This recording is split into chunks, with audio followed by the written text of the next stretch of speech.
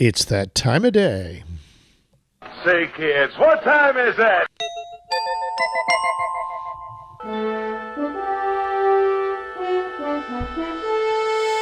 The future is coming on, it's coming on, it's coming on, it's coming on, it's coming on. Okay, we're coming on from Boulder Creek today. Next week, we'll be in Canada. That's right. We're getting ready to go visit Mom on our annual migration to Montreal. That's right. Actually, we'll be in the Laurentian Mountains next Tuesday. Oh, that's true. So we probably won't be able to do a show that day. So, Yeah, our first visit is with Hal Meyer and Meyer Island and Roz and the Canada crew that Al has been buddies with since he was in college. that's right. And Bobby in San Francisco. Hey, Bobby. Hey, hi, Bobby. Hey, hi. How's it going up there? It's going great. I mean, you couldn't ask for a more beautiful day here. It's great. Oh, good. We got a nice sunny day in San Francisco today. Tourists will love that. We hope you enjoyed the last week's stories. I had a lot of fun editing them. And there's some really cool animations that I added, especially to the piece on John McAfee. You know. Yeah, that was great. Yeah, thank you. Yeah, that was fun. You did a story, and I did a story on John McAfee. So And meanwhile, we're ticking ahead with the Randy Masters piece, which is going to be a really fun little that's incredible. Yeah, historical jazz era piece. Yeah, he's an amazing guy. He went from musician to a metaphysician, and it's quite the story. And one of Santa Cruz's amazing people. Yeah. We'll be focusing on that. Yeah. But this week, a lot of cool stories. We, like everyone else we know, saw the SpaceX Starship V3 deploy. Oh, I was so wasn't that so inspired. cool? Wasn't it? Yeah. Yeah. All right. Thank you, SpaceX. Continuing to blow our minds. That's right. And, you know, that combined with their stock levels is kind of interesting. Yeah, it's like the better they do, the worse the stock does. Good time to buy more because a lot of the prognosticators say it's going to be almost double by this time, like by Christmas. So we'll see. Yeah. Meanwhile, it's a good time to buy, shall we say? Yeah, they say most of its value is based on the AI part, which is not deployed yet. So won't be too long. I expected a little dip after the initial IPO. Yeah, it'll do well. I just have a little fear of an AI bubble pop here sometime. Really? You think it's coming up? A real AI bubble? It is. What's going to happen is Anthropic's going to do an IPO, and then after that, OpenAI is going to do an IPO.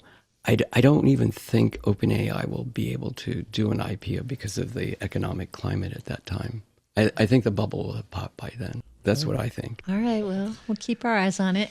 It all seems to be what's happening with Apple. You know, when Apple announces a local AI, when you were talking about Bonsai, is this product from Prism out of Caltech. Yeah. I mean, this is groundbreaking what it can do. I mean, you can run these 27 billion parameter models, Quen 3.5, I think it is, on an iPhone at 1 bit. They really compacted it, compressed it, so it runs on 1 bit. But it's only uses up like 3 gigs of space or something. It's something very compact.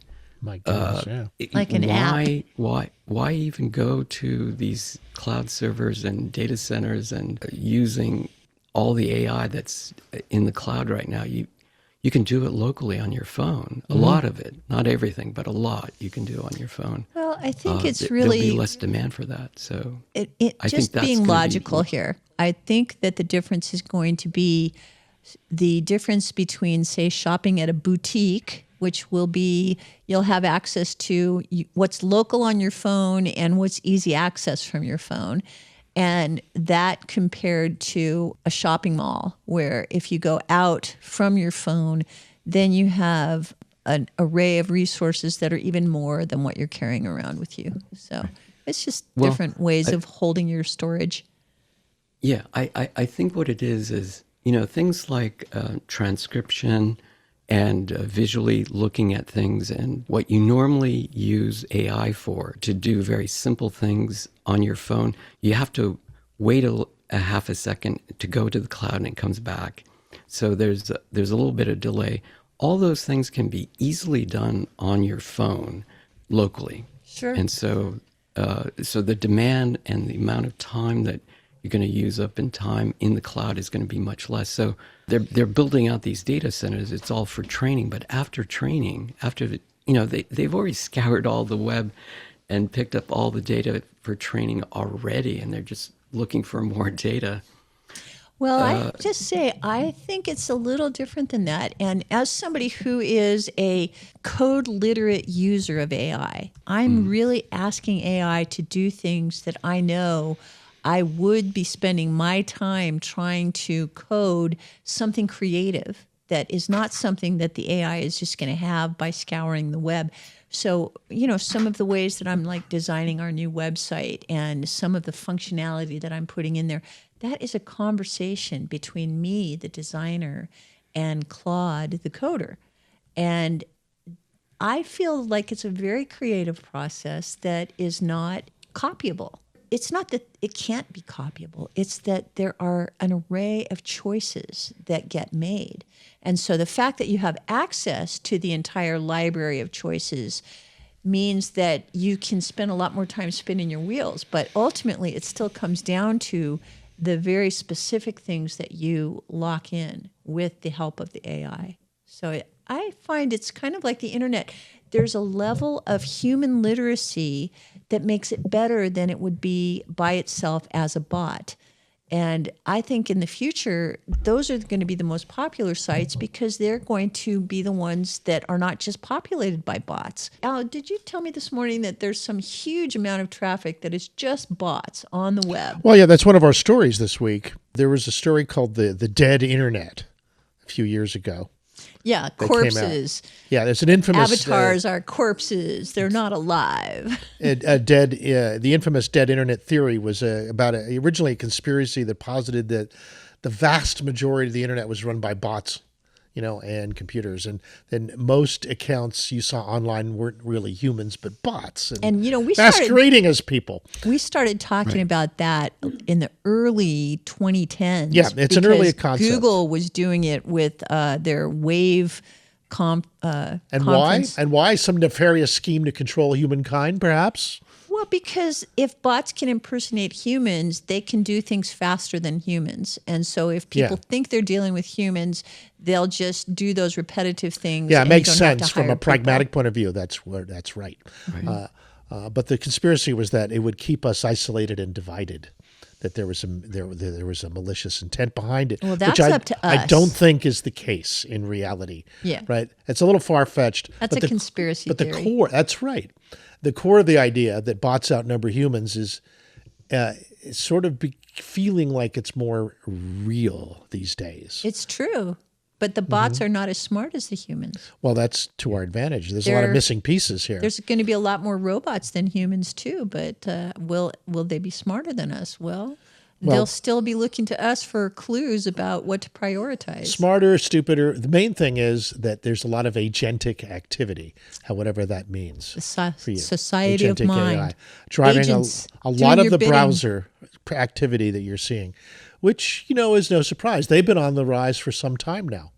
And more and more people are wielding more AI agents than ever to do your stuff, on the internet on your behalf. So it only makes sense. But the thing is, I have a sixth sense when I'm interacting with content that's been produced by one of these bots that's replacing a human, and that human is on the beach somewhere, and the bots are kind of pretending to be the human. Yeah, I am allergic to that. It seems vapid.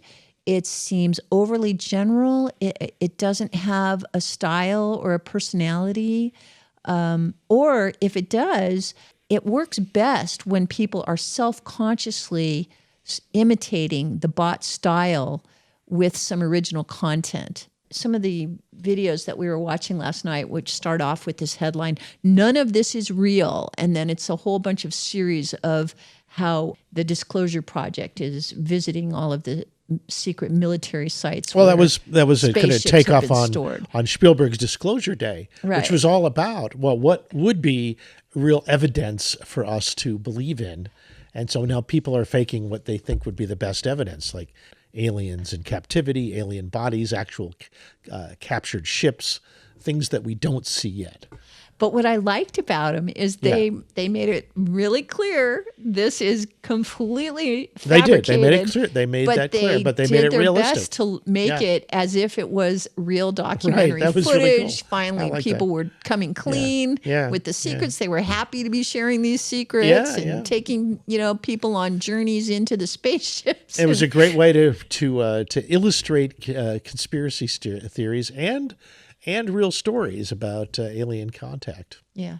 I really do believe intuitively you can feel and tell the difference between something that has been manufactured to seem real versus something that is actually coming from a human unique personality. Uh-huh. Yeah, I just think something the that bots, is real. The bots are simulating reality and they're taking the most common aspects of it, whereas people have a signature that makes it feel unique. Okay, well then you'll be hired to be a reality detective in the near future. What I see is coming is this. While people are sleeping, you're going to have your agents going out on the web and buying items on the web. And these bots don't necessarily have to speak English to each other. And the websites, all the websites are going to, or whoever's selling things on the internet, there's going to be two interfaces, one for humans and a faster, speedier interface that doesn't speak English, but speaks whatever communication language that these bots can efficiently run at and much faster. I would say that has already existed, and they first put that to play in the stock markets and the commodity markets. It's already been that the people who are after those microseconds of advantage in their transactions have cornered the market on having the shortest wires and the fastest throughput and the first orders to be filled and all that kind of stuff. And ultimately, that's fine if that helps us save the planet, if it helps us run living systems better. But if all it does is make certain people's wallets fatter, it's going to be a big fat loss. I think if you look at the markets, the people that are benefiting the most are the ones that have the fastest computer systems and have the best agents and the best AIs running 24/7 with them. So, sure. I'm not saying that's not true. I'm just in the context of we human beings live for maybe 100 years if we're wise, as they say in Chinese. And during that 100 years, we scrape infinity with a tiny blip of life. And the things that are going to be here in 1,000 years or 100,000 years are going to be the things that build in sustainable systems. And racing to be the top of the profit motive is not going to be the thing that wins. Like when locusts eat all the food that is available to their species, they die off. We have to understand that the path of evolution is going to be one that goes towards balance and that goes towards efficiently maintaining things that are precious. Yeah, that kind of ties into our another meeting this week we had on Interdependence Day. Yeah. You were at the first one, Bobby, but there's another gathering that happened here. We were looking at really what is the future of the Constitution and how we live together. What would the Constitution be if we could update it ourselves in terms of freedom, as freedom of speech and living in such matters. So these are ongoing issues, and I think the AIs can play a big role in giving us a much better lifestyle for all. And I think that's part of the question right now. Something that you talk about quite a bit, son, is the ideal system that we could be creating for ourselves to live under, and it's not communism, it's not capitalism. It's some kind of strange mixture of socialism with our existing system in a way that defies category. Well, I'm guilty as charged. I am an idealist, and I do you tend to fall in spend that a lot direction. more time prognosticating about what I've learned from history and what I hope for the future. Yeah. But I feel that I have a certain innate wisdom because I'm talking from a place of having seen lots of examples of what survives and thrives and what dies. Yeah, it's valid. That's why you're putting it out there. One of the things, there was a report from cybersecurity firm called Human about this AI agent traffic, and it surged by 7,800% over year, and that they're not generating ad impressions, which keeps the website lights on. People buying stuff, not happening with the AI agents, and at the same time. They're not buying things, they're putting a strain on website servers. They consume the web very differently than what humans do. You said they speak a different language. Maybe they'll have a common language for the bots. Esperbot? Esperbata. Yeah. Much faster than us. They'll have the freeways. We're relegated to the byways. Cute. Very nice. New category, customer character. They could be customers because it probably won't be long before a lot of the bots actually have bank accounts and can spend money. Oh, especially because today X announced that they're going public with X Money. That's right. X Money is now out. We signed up. It's a Venmo type money, initially, digital currency for people who are already on X Premium. The other thing that the bots are doing is that they're writing the web. There was a report published in October from the SEO firm Graphite that found over half of all new English language articles on the internet were written with AI. Most human writers are now using AI to help with their writing too. Guilty. Yeah, Guilty as charged, but I don't like what they write. But they give you a track to run on. Yeah, they do. And Google has made a hard pivot towards making the internet a little less navigable, now focusing on having a chatbot answer your questions. A chatbot? Chatbot. Yeah, a chatbot. Instead of providing a list of links to websites, the search engines aren't what they used to be. Now it automatically goes to the AIs to give you answers. It's a changing target. I've been using Code Typist, and I just noticed they just have this option to run Gemma 4, which is the 2 billion parameter model on your phone. Right. So you can actually either type or speak to it, and you're using these condensed models to do translation. But what it'll do is you type a couple letters, and then it finishes the sentence and gives you options. And as you change each word, it has more options as you go. It's very helpful for me, if you're going to reply to an email or anything. But what I'm seeing is, more and more, these local models are being introduced automatically to these automatic writing AI programs. So are you all local now? Are you not using the centralized models anymore? I don't like using the cloud models because, if I say an idea or something, I notice that later it actually shows up somebody else. That's they steal your ideas. Yes, exactly. And so I like running things locally and just testing things out. So Gemma 4 and is last week's show, when you talked about the Bonsai from Caltech, that's really mind blowing. Yeah, for me. That's huge. Have you tried that yet? They're going to Apple, and so I'm betting that in September, when Apple announces their new phones, they're going to incorporate Bonsai in everything. Yeah. Can I just ask you what blows you away about it? What do you like about it? The Bonsai's local. It's hugely local. Just that it's local. That's the main issue. The big thing is it can take these huge models, a 27 billion parameter model that would require a Mac Studio with 64 gigs of VRAM or something. Now it runs on your iPhone, the same model. Right. And so it's very powerful what it can do. And these models can translate things. You can point it at things. You can talk to it. It can translate, transcribe everything that you say, and then speak back to you without the internet, with no internet connection at all, which is mind-blowing to me. Right. So it's like AI in a local body. It's AI without spending a lot of money burning down the planet, using all this energy. Yeah, you're just using your these days, battery on your iPhone. Yeah, it squeezes a 27 billion parameters Which are into options. Parameters just mean potential questions you can ask. into 3.9 gigabytes. So it operates on most mobile RAM limitations. It's great. And it runs natively on high-end Apple mobile hardware. An advantage there, it's complete privacy, just on your physical device. No internet needed. And it doesn't cost you any subscription. Right. You've got your own tokens on your own phone that are bought and sold to you, by you.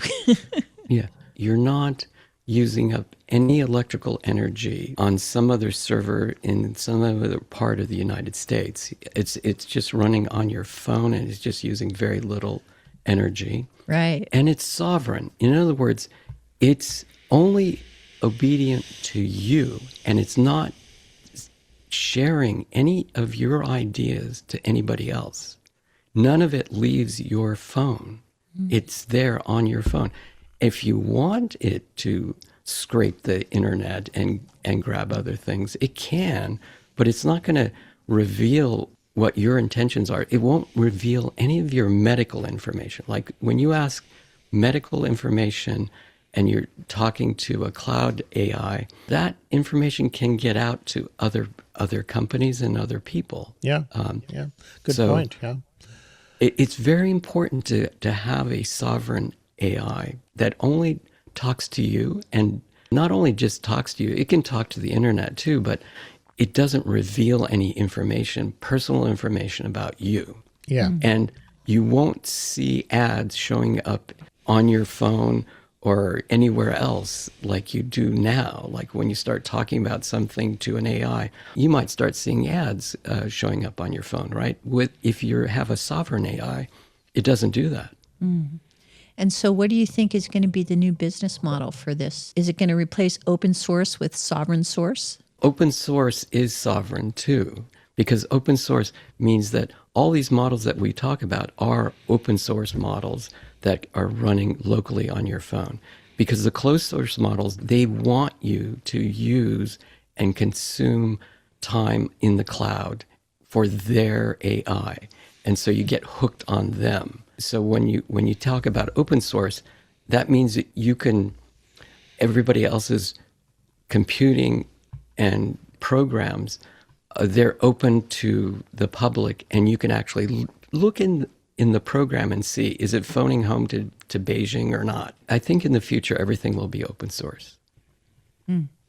Yeah, my mind is just busy thinking of applicable metaphors and similes and things like that. And it seems to me, if you think of consciousness as the equivalent of the repository of internet information, which is utilized by the AIs, consciousness is everywhere in the universe. Everything is made of it. And in an analogy, the internet is made of information. Everything in the internet is information.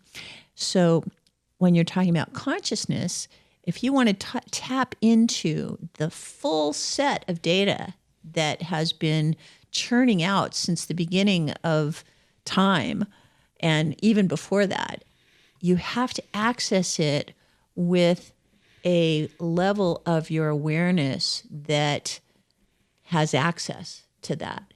Whereas if you want to experience an intensity that is highly personal and is your signature curiosity and the questions that you as a conscious sovereign being want to solve, then you have to become who you're meant to be and step into your personal identity, which is going to be sovereign, but it's going to be a much smaller container than the vast resources that are available throughout all time.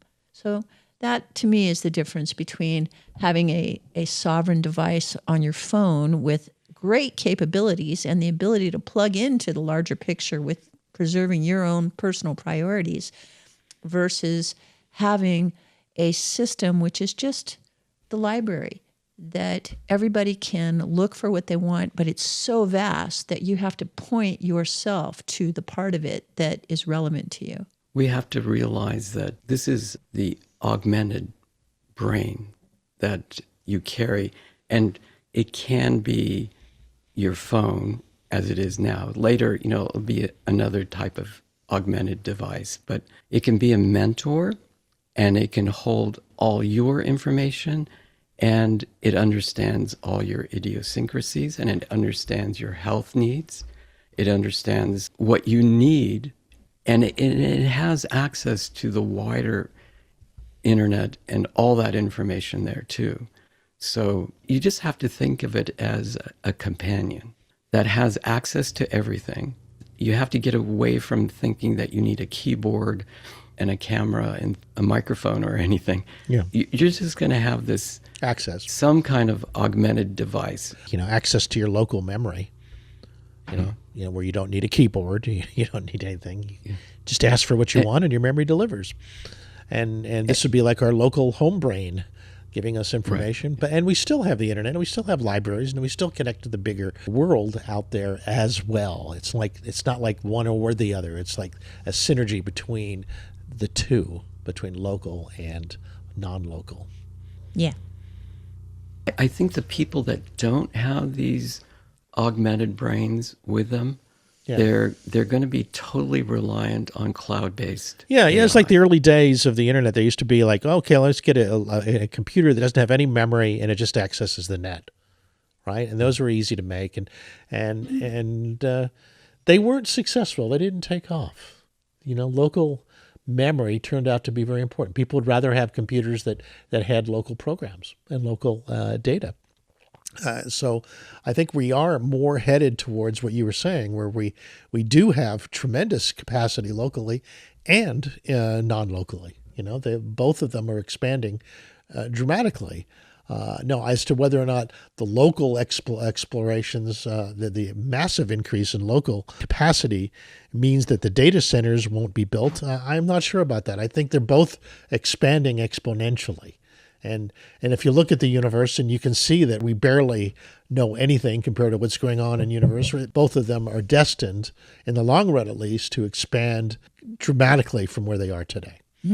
Yeah, just as a case in point, SpaceX launched Starship 13, and it went through all of its paces. And even though it's still the test model, they demonstrated that their next phase is they're going to be launching these giant AI compute source satellites into near-Earth orbits. And these satellites are as tall as the rocket. And they launched 20 of them just for 20 minutes, just to make sure that they would boot and set up and do what's expected of them. And then they dropped it. But SpaceX has applied for a license to launch 1 million of them. So we're going into a future where we have 1 million times more external capacity for data storage and retrieval and design than we have now. And now we already have more than we've ever had before. So it's one of these situations where we can really even barely imagine what's coming and how much it will change who we are and what our priorities are and how we ask questions. Yeah, it's a changing mosaic, that's for sure. Version 3 satellites that they launched are 20 times each one of the single satellites that they've been launching in the past. And so, yes, they're huge, and they are like cell towers in the sky. And they're much more powerful, and they can cover a large area, and they'll have data centers in these satellites up there. And you don't need a nuclear power plant because it's getting all its energy to have these data centers in the sky. Yeah. And, they're going to be cooled by the dark side of the solar array. And on the sunny side, it gets all the energy it needs to run the data center up there. Yeah, so there'll be an off-planet internet.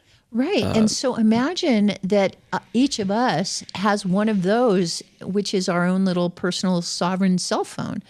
So we're getting a direct download from a solar powered mega data center to answer any question we have or direct any operation that we want to explore. And it's all happening for every single person on Earth. How are we going to use all of that efficiency and all of that help to achieve what we want to achieve? We are going to be different kinds of human animals. We're going to be spacefaring civilizational beings. Yeah, and probably with augmented memory. And many of those designer bodies for the environment that we live on, be it Moon, Mars, or orbit. But a lot of them are going to be dedicated to Earth because so many of us love Earth. Yes, well then you don't have to go into space. You can stay on Earth and virtually visit space. And the technology for that will just keep getting better and better. Yeah.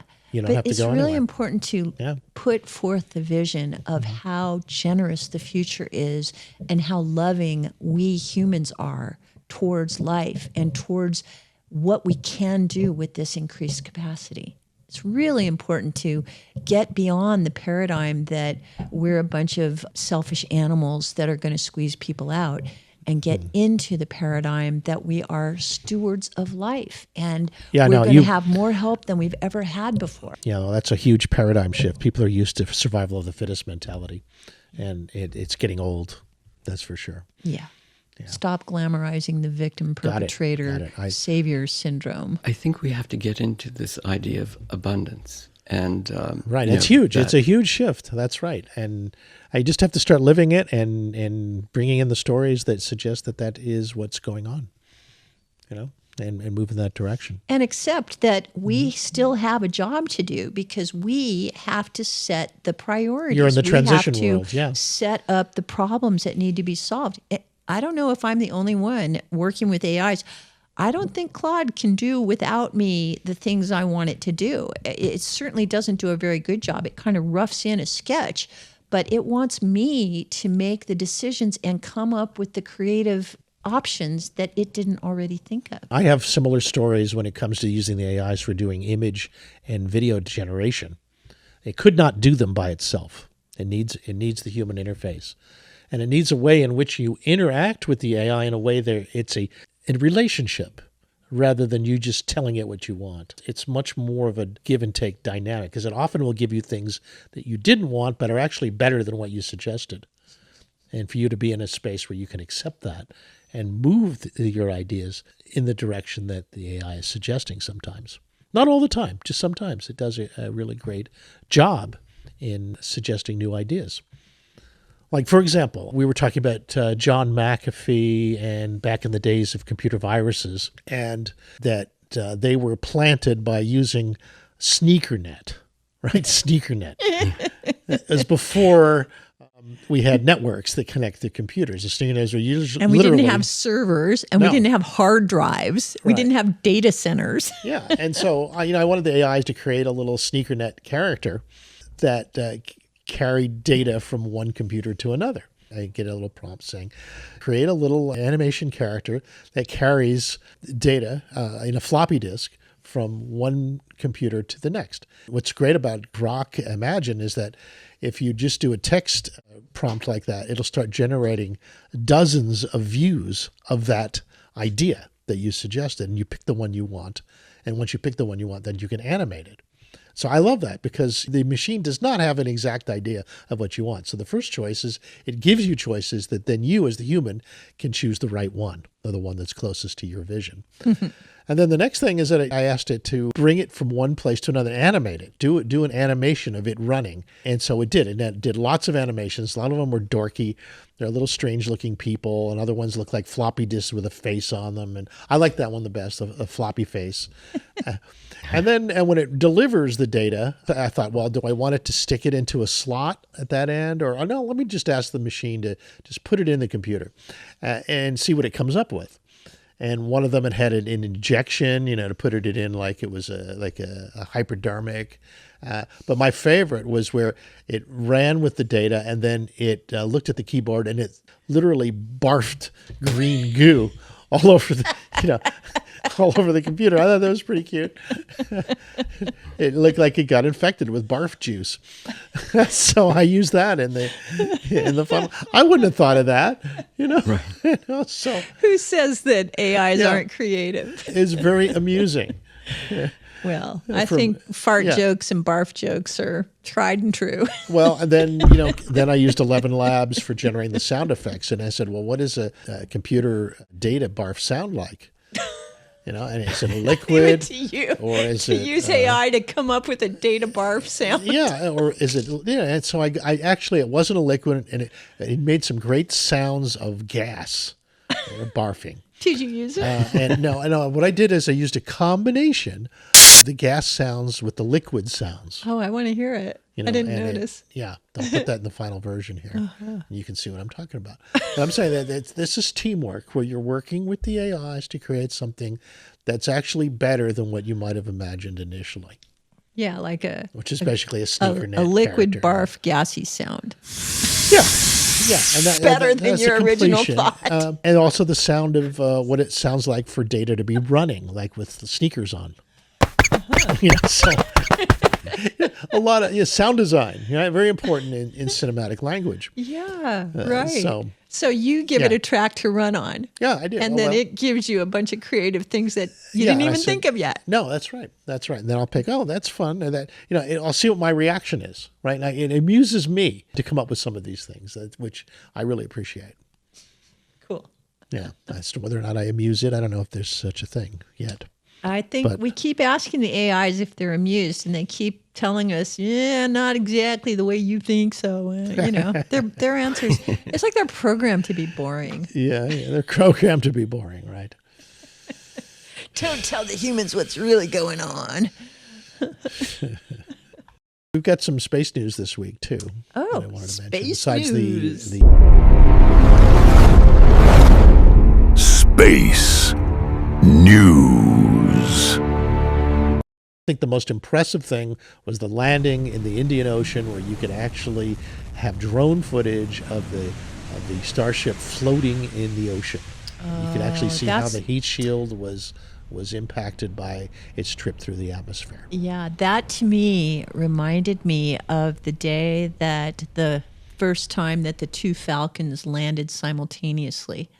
And you just knew that we were in a new era. The simultaneous booster landing. But the way that the SpaceX Flight 13 landed and floated in the water and was such a beautiful live video of the views of the Earth and the views of the fire and the views of the plasma shield going around the rocket. It was such an incredible production. It was so artistic. And you got to love the SpaceX crew, all pretty young people, all really, really feeling the joy of success in their endeavors. It's so cool. Yeah, you see why you much rather go direct to the source and listen to the people who are making it happen instead of listening to all the news paid reports. pundits who are, being paid to have a negative attitude about it and take us down a different path. The media is such poopy pants compared to listening to the real people doing it. So the re-entry was remarkable, and there was another re-entry story this week. A Soviet probe that was built in 1972 to land on Venus returned to Earth last year on May 10th. And its titanium shell that was meant to survive the atmosphere of the hottest planet in the solar system may have carried it through intact in re-entry back to Earth. A spacecraft built to withstand Venus's hellish surface may have survived its accidental journey home. Tell us more about this Venus probe. It was a Soviet capsule designed to descend through the atmosphere of Venus. It was 54 years ago now that it was supposed to do that. There was 2 Venus rockets heading out approximately the same time. This one was called Cosmos 482, 1972 mission. The idea, place a lander on Venus. As is known to happen with rockets, the staging, the upper stage that was supposed to send it into Venus orbit failed. So it stayed in Earth orbit. Oh, so it never got off the planet. It was 53 years. Yeah, it stayed in Earth orbit. 53 years it's been orbiting Stranded Earth. in an elongated orbit around its home planet. Yeah. So That's what happens when the rockets fail. Yeah. But what's unique about it is that, well, a couple things. One, it crash landed on Earth somewhere over Germany, they think, and nobody's found it yet. And they think it might have survived intact because its titanium shell was designed to withstand an atmosphere on Venus, which is like 100 times denser than the Earth's atmosphere. So you think somebody's out there in Germany with their little metal detector and maybe they found it and took it home? You never know. You never know. You never know what happened to it. Ooh, I've got a titanium Landing thing. site was never established. Those things were like big enough to Well, it was handle like a car sized originally. Oh, yeah? It was huge. Actually, it's 90 times Earth's sea level pressure. Its core was a spherical titanium pressure vessel. The Venera 8 pressure they rated it at what they call 100 bars. The whole thing weighed 495 kilograms. Oh, okay. So like a small car, half a car, 195 kilograms. quarter of a car. Over 1,000 pounds. Okay. So Earth's atmosphere is a lot less demanding than Venus. So it should have survived. Maybe it'll show up on eBay. That'd be fun, huh? Engineers built this thing for the hottest planet in the solar system, and here it is on eBay. That's right. Full Yeah. disclosure. Yeah. It's one of ours. Right. Okay. So that's a re-entry story for you, huh? All right. Yeah. Thank you. Astronomers have detected an atmosphere on a potentially Earth-like world. Ooh, Now, this is a big deal because it's a major milestone in the search for life on worlds beyond our solar system. They actually found a rocky planet like ours that seems to have a faint stream of helium escaping from it. Something that has never been clearly detected before. Helium around it, suggesting it has an atmosphere in another star's habitable zone. Wow. Yeah. That's interesting. So its atmosphere is pure solar wind. Well, I guess you might have some helium-breathing creatures there. I wonder what they sound like when they inhale. Well, we watched a Inhale late oxygen. night documentary last night about a new nuclear power company that created some helium breathing creatures that are actually little nuke plants. Yeah, maybe they'd be little nuke generators. Do you remember the name of that? Something atomics. They've got a new kind of safe nuclear technology. Yeah. That's beyond space news. That's planetary news. Right. Safe nuclear news. They completed their test where they've been working for 3 years to design a new kind of nuke that is safer than a plutonium nuke because it's based on noble gas helium. And the way that the nuclear power is generated and created is all local, stable, doesn't need to be liquid cooled. There's no liquid to gas conversion that creates dangerous activity. Basically, the helium-hydrogen relationship creates electricity just from a standing hexagonal design that is like a standing battery that constantly generates power. And they just completed the proof of concept. Yeah, So- there's apparently quite a few advanced small reactor companies out there. It looks like we're going to be having a new renaissance in SMR, or small modular reactors. Right. Yeah, and this was one of them. Standard SMRs, under 300 megawatts each. Standard. That's enough for a standard. neighborhood. We'd be happy with under 300 megawatts. Well, they have even You'd be real fast. super small ones, 20 megawatts. Oh, that's All right? our And household size, That right? one, That's well, a household. If I had 20 megawatts of power, now we just put in some new bifacial solar panels here. What do we got? 10 and kilowatts? We get 2 kilowatts of 2 power kilowatts, generating and we like in that. real time We're on happy. Earth. Woohoo! Charges our batteries by 2:30 in the afternoon. It's fantastic. But these modular designs, these 20 megawatts, can fit in a shipping container. That's super small. Now, it seems to me like the Navy has developed this technology quite extensively over the years. That there are small Navy the projectors. thorium reactors can power a neighborhood, let's say. It's a little bit bigger than your refrigerator, but those kind of things are out there. Helium sounds like it would be safer to me. Yeah, that's in the the long thing. run. It's really safe because there's no unstable chemicals happening. There's just electricity being directed where you want it to go. Companies include Oklo Incorporated in California, X Energy in Maryland, TerraPower in Washington, Nano Nuke. The reason why the Strait of Hormuz and why we're allowing the energy prices to be so high, on some level, if it's intentional, is because it's the last era of the oil industry, and all of that hydrocarbon power is going to be replaced by something that is much more abundant. The helium hydrogen relationship giving us a different source of clean power.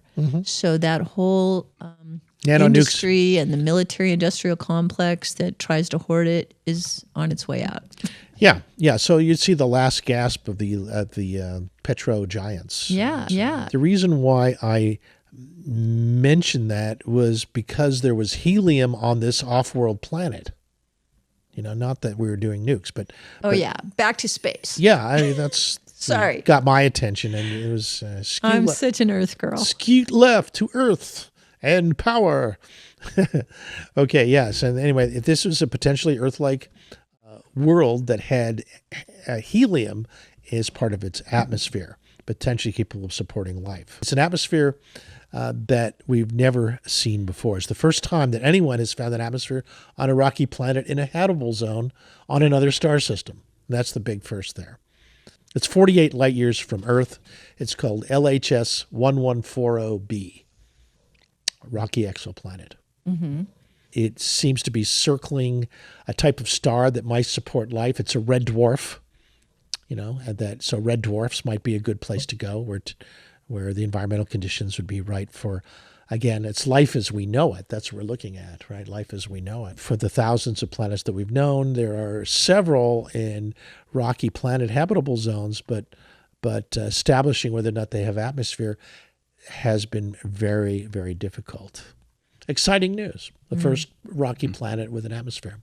Well, I have to say the thing I like the best about this article is the picture on SciTech Daily. You like it? Okay. I do, because they've got a planet that's transiting the sun, and then they've got an eclipsing satellite that just has a little crescent moon of light. It's a very beautiful image. Yeah, pretty cool. Yeah. Well, what do you say, gang? That's been a whole week's worth of downloads.